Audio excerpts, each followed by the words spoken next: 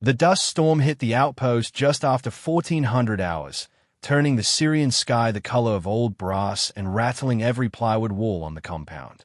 Inside the ready room, a cramped box that smelled like stale coffee, gun oil, and male sweat. The noise was different. Laughter, sharp and cutting, bouncing off walls plastered with operational maps and faded unit patches. Staff Sergeant Maya Torres stood by the door, her combat camera kit hanging heavy around her neck, the cannon body still warm from the afternoon heat. Her rifle was slung across her back, untouched, almost decorative. She kept her eyes forward, not on the men sprawled across mismatched chairs and ammunition crates, but on the map behind them showing the patchwork of Kurdish-held territory and contested villages stretching toward the Euphrates. So we're babysitting the PR team now. Staff Sergeant Riker's voice carried across the room, loud enough to ensure everyone heard. He was a thick-shouldered NCO with a deployment beard and the kind of confidence that came from never having been truly wrong about anything that mattered. Camera crew gets their own slot on the patrol roster. That's a new one. One of the younger operators, a specialist with a fresh scroll on his shoulder, grinned. Bet she only shoots in 4K. Probably needs perfect lighting for the hero shots. The room erupted. Someone made a crack about making sure they looked good for the folks back home. Another asked if she needed someone to carry her gear, since it looked pretty heavy. Maya's jaw tightened imperceptibly, but she said nothing. Her fingers found the camera strap, adjusting it by muscle memory, giving her hand something to do that wasn't making a fist. The team leader, a captain with tired eyes, cleared his throat and started the brief. Standard key leader engagement in a village 6 clicks north. Meeting with a local council. Kurdish Peshmerga providing outer security. Low threat assessment. Routine. The captain's finger traced the route on the map, then landed on Maya's name in the convoy manifest. SSG Torres rides in Vehicle 3. Strictly as an observer. Non-kinetic. He said it like he was reading from a script someone else wrote. She's there to document the engagement, get footage of coalition cooperation. She is not part of the stack, not part of the security element. Clear. Crystal clear, sir. Riker's grin was wolfish. We'll make sure the reporter stays safe. The briefing ended with a scrape of chairs and the metallic click of magazines being checked. The men filed past Maya without a second glance, already moving on to the business of war, the real work, as they saw it. She stood there a moment longer, alone in the ready room, her reflection caught in the dark screen of a laptop someone had left open. The camera on her chest, the rifle on her shoulder, and on her rucksack, tucked among the straps and barely visible beneath the dust, a small faded patch, a sword and a distaff, the insignia no one looked at long enough to recognize. The MRAPs rolled out at 15:30, engines growling as they pushed through the wire and onto the hardpan roads that threaded through this corner of northern Syria like scars on burned skin. Maya sat in the back of Vehicle 3, wedged between ammunition crates and a young medic who kept checking his aid bag with the nervous energy of someone who'd never used it outside of training. She looked out through the scratched ballistic glass at the passing landscape, compounds with walls pocked by old bullet holes, fields gone to dust, children who watched the convoy with expressions that gave nothing away. This place looked like every other place she'd worked. Iraq, 2007, felt like a lifetime ago, but the smell was the same, dust and diesel and the particular tension that came from knowing the ground could erupt beneath you at any moment. The flashback hit her uninvited, triggered by the medic's fidgeting. She was 22 again, military police, pulling security on a convoy outside Ramadi. The IED had taken out the lead vehicle, and she'd been the first one out, rifle up, screaming at civilians to get back while her sergeant called for the bird. She remembered the weight of someone else's blood on her gloves, the way the dust had mixed with it to make a paste that wouldn't come off. Later, after that deployment, they'd asked her if she wanted to try out for something different. Cultural support team, they called it. Female soldiers attached to special operations units, bridging the gap in places where male soldiers couldn't reach, talking to local women, searching compounds, building the kind of trust that turned into intelligence. She'd said yes because it felt like doing something that mattered, even if it came with risks no one wanted to spell out in the recruiting pitch. The memory shifted, A night raid along the Iraq-Syria border, 2010, maybe 2011. Her team stacked at the door of a compound while the assault element moved through, and she peeled off to check the women's quarters, finding a mother clutching two terrified children in the corner. Maya had lowered her rifle, pulled off her helmet, and spoken in broken Arabic until the woman's breathing slowed. 20 minutes later, that same woman had told them where the weapons cache was buried. But there had been other nights. A firefight in an alley so narrow she could touch both walls, traces snapping past her head as she returned fire with a disciplined 3-round burst her first drill sergeant had beaten into her muscle memory. A casualty evacuation where the bird had taken so long to arrive that she'd ended up holding pressure on a friend's chest wound while he bled through her fingers, begging her to tell his wife something she'd later forgotten in the chaos. After that deployment, she'd put in for transfer. Combat camera, public affairs, jobs where she'd point a lens at war instead of a rifle. She told herself she was done with the other thing, even as she kept going to the range every month, kept running with her kit on, kept maintaining skills she told herself she'd never need again. The MIP hit a pothole, jolting her back to the present. The medic was staring at her. "You okay, Sergeant?" "Fine." Her voice came out flat. "Just thinking." At the outpost that morning, before the patrol brief, she'd seen the operations officer, a quiet major with gray at his temples, glance at her file, then at the patch on her ruck. His eyes had lingered for just a moment before he'd looked away, saying nothing. He knew, but he was giving her the choice to define herself, rather than letting her past speak for her. She appreciated that more than he'd ever know. The patrol returned that evening without incident, and Maya spent the next 2 days doing exactly what she'd been sent to do, documenting the mission. She interviewed Kurdish fighters about their partnership with U.S. forces, captured footage of joint patrols moving through abandoned villages, and shot hours of B-roll showing the grinding routine of life at a remote special operations outpost. The disrespect continued, but it evolved. Riker forgot to pass her the updated patrol route until 30 minutes before wheels up, forcing her to scramble. Someone moved her gear to a corner of the ready room, claiming they needed the space. Another soldier joked that if things went bad, she should remember to keep filming, for the families. The comments weren't malicious, not exactly. They came from a place of assumption. The kind of casual dismissal that soldiers reserved for people they saw as outsiders. She was media. She was there to make them look good, to turn their work into a story for people back home who'd never understand what it actually cost. On the third day, she was filming a marksmanship drill on the outpost's improvised range, a stretch of desert backed by a natural berm, targets set at 50, 100, and 200 meters. The Kurdish fighters trained alongside the American soldiers, and the atmosphere was loose, almost festive, the kind of mood that came from doing something familiar and safe after days of tension. One of the Kurdish fighters, a young man with a careful smile, approached her while she was changing batteries in her camera. "You shoot?" he asked in accented English. "Sometimes," Maya said. "Show me." "Proper stance." "My friend, he say I hold rifle wrong." She hesitated. This wasn't her job anymore. But the young fighter was earnest, and the range safety NCO had already nodded permission. So she set down her camera and accepted the battered AK he offered. Maya took a knee, brought the rifle up, and sighted in on the 100-meter target. Her body remembered before her mind did. Left elbow tucked, breath control, trigger press. 3 rounds, center mass. Shift. 1 round, head. The rifle barked 4 times in quick succession, and the target shredded exactly where she'd intended. The range went quiet for a beat. Then Riker's voice cut through. "Not bad for media." The group laughed, and the moment passed, but a few soldiers exchanged glances.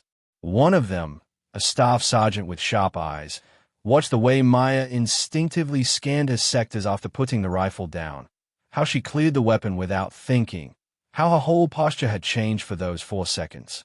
Later that evening, the same staff sergeant saw the major stop beside Maya's gear in the hallway and stare at the patch on her rucksack. The CST insignia wasn't flashy, just a sword and distaff, easily missed if you didn't know what you were looking for. The major's expression shifted, something like recognition and respect crossing his weathered face, but he didn't say anything. He just kept walking. In the team room that night, the dominant narrative remained unchanged. Maya was the camera girl. She was there to make them look good, to capture the moments they could send home, to tell a sanitized version of what they did out here. When someone asked if she'd be okay if things got hairy on the next patrol, Rika laughed it off. She'll be fine. Probably won't even notice if rounds start flying. Too busy getting the perfect shot. The room chuckled, but the staff sergeant with the sharp eyes stayed quiet, thinking about the way she'd handled that rifle and wondering what else they didn't know. The patrol rolled out at dawn on day 4, the sky gone pale and clean after the dust storms. The mission was straightforward. Key leader engagement in a village called Ol Safira, a half-ruined collection of buildings overlooking a narrow valley that had changed hands 3 times in the past year. The local council wanted to meet to discuss aid distribution and security concerns, and someone in the chain of command had decided this was worth documenting. Maya rode in the same MIP, camera ready, mind already composing shots. The village appeared through the heat shimmer, damaged buildings, collapsed walls, a minaret with its top third blown off. The patrol pulled into a courtyard surrounded by structures that looked like they'd been chewed up and spat out by years of fighting. The team set security while the captain and an interpreter headed into a partially collapsed building where the council waited. Maya followed at a distance, filming the interaction. Weathered elders in dusty robes, Kurdish fighters standing watch, American soldiers trying to bridge a cultural gap through a translator's careful words. She moved to a second-story window in an adjacent building, the one that offered a clean view of the approach roads. Good vantage point. Good light. She framed her shots carefully, staying in the background, trying to be invisible. But something nagged at her. The street below was empty. No children playing. No women hanging laundry.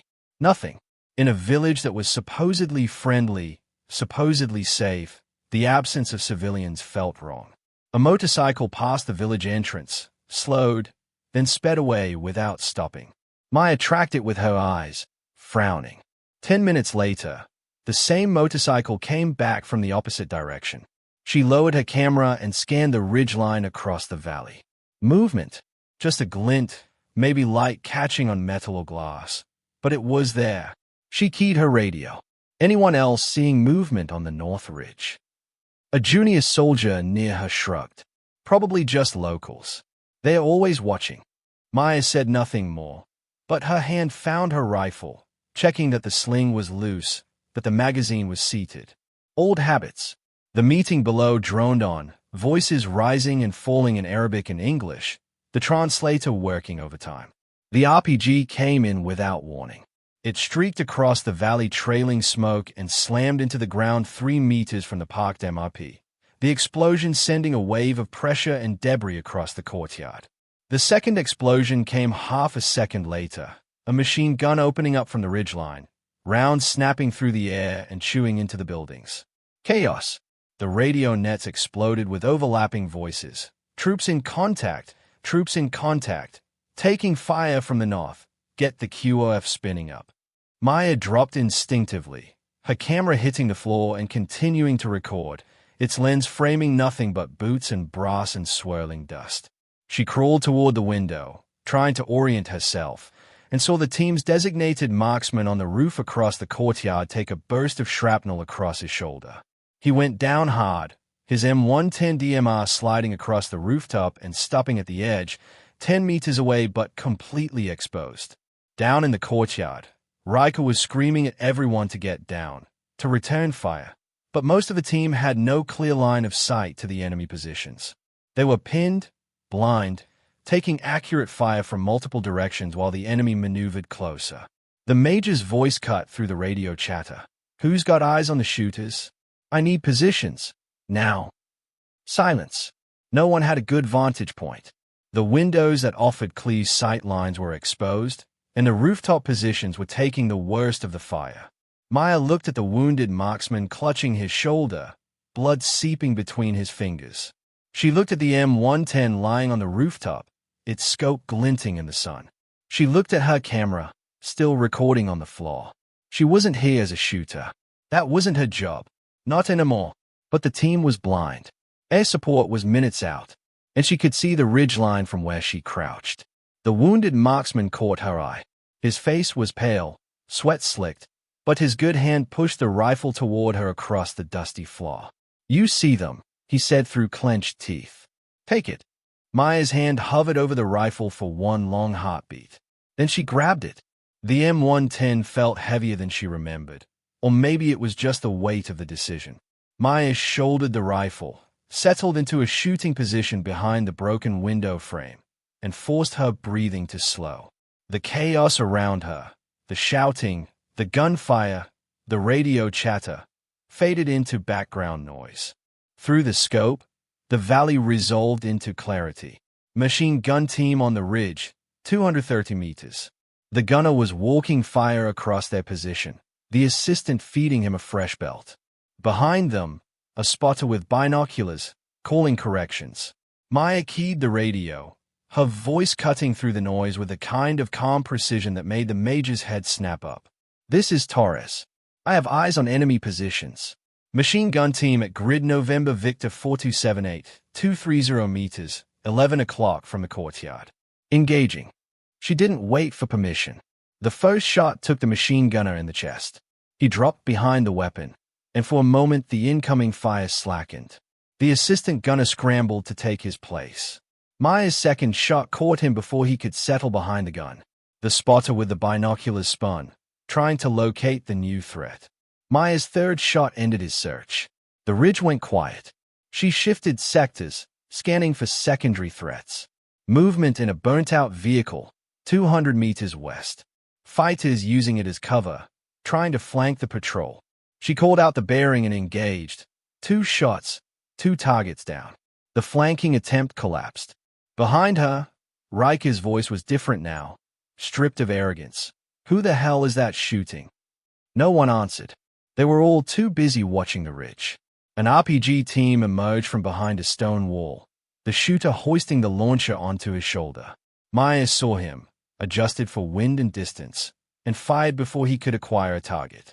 The RPG fell harmlessly, and the assistant scattered. She methodically worked through the enemy positions, each shot deliberate, each correction informed by years of training that her body had never forgotten. A fighter climbing onto a rooftop, 2 more trying to move through an irrigation ditch, another appearing in a window with a rifle. 11 shots, 11 targets. The brass piled up around her, clinking against the concrete floor. Her breathing stayed even. Her hand stayed steady.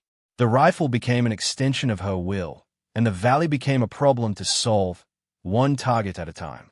When the F-16 checked in overhead and friendly mortars began to impact the enemy positions, the remaining fighters broke contact. They fled back into the hills, leaving their dead behind, and the ridge fell silent. Maya lowered the rifle, her hands shaking now, adrenaline finally catching up. She became aware of footsteps behind her and turned to see the major climbing through the ruined doorway, his eyes taking in the scene. The spent magazines, the M110 resting on the windowsill, her camera still blinking on the floor. His gaze found the CST patch on her ruck. Then he looked at her face. "Operation Scorpion," he said quietly. "Iraq-Syria border, 2011. You were with the team that cleared the Euphrates corridor." It wasn't a question. Maya nodded once. The major's expression shifted into something like understanding. He keyed his radio. "All elements, cease fire. Enemy has broken contact. SSG Torres just saved a lot of lives up here." The convoy rolled back into the outpost as the sun dropped toward the horizon, painting the Syrian desert in shades of amber and rust. In the ready room that evening, the atmosphere had changed completely. The same soldiers who'd mocked Maya 3 days earlier now moved aside to make room for her gear. No one touched her camera. No one made jokes. The respect felt awkward, uncertain, like they weren't sure how to process what they'd witnessed. Riker found her near the coffee pot, his face bruised from where he'd hit the ground during the ambush. He stood there for a long moment, working his jaw, before the words came out. I wanted to say thanks. For what you did out there. You saved my guys." He paused. "I misjudged you. That was wrong." Maya looked at him over the rim of her coffee cup. She could have gloated, could have thrown his words back at him. Instead, She just nodded. I was doing my job, she said simply. The same words they always used. The same words that covered everything they couldn't say. Later, the major filed an after-action report that would work its way up the chain of command. Critical defensive fires provided by SSG Torres, Comcam, during enemy contact resulted in multiple enemy KIA and likely prevented friendly casualties. Recommend award for Vela. Maya didn't ask about the report. She was more interested in reviewing her footage, deciding what to include in the final cut. The camera had kept recording when she dropped it, capturing audio, the crack of gunfire, her steady breathing, the shocked silence when the others realized who was shooting. She wasn't sure yet if she'd include the moment when she put the camera down and picked up the rifle. Some stories were harder to tell than others. That evening, she found the young Kurdish fighter she'd helped on the range. He was sitting outside his hooch, cleaning his AK, and he looked up when she approached with 2 cups of tea. "You good?" she asked. "Good." He smiled. "You were right about the stance. Made it easier today." They sat together in comfortable silence, watching the desert fade into darkness. He didn't ask about what happened in the valley. She didn't offer. Some things didn't need to be explained. The truth is, there are thousands of people like Maya Torres. They walk around with stories no one knows, decorations they don't wear, scars they don't show, skills they learned in places they don't talk about. They've transitioned into different roles, different jobs, different lives, but the experience stays with them, embedded in muscle memory and the way they read a room. You can't know someone's worth by looking at the job title on their chest or the camera in their hands. You can't measure capability by how loud someone talks or how much they advertise their past. Some of the people only there to report the war have already survived more of it than most will ever see. They've earned the right to choose how they define themselves now, to decide when and if they'll step back into that other version of who they were. Maya Torres put down her camera when it mattered, but she picked it back up afterward because the story still needed to be told. Both things were true. Both things were important. And if you ever find yourself underestimating someone because they seem quiet, or because their current role looks easier than yours, remember the patch you might not notice. Remember the story you haven't heard. Remember that some people have nothing left to prove.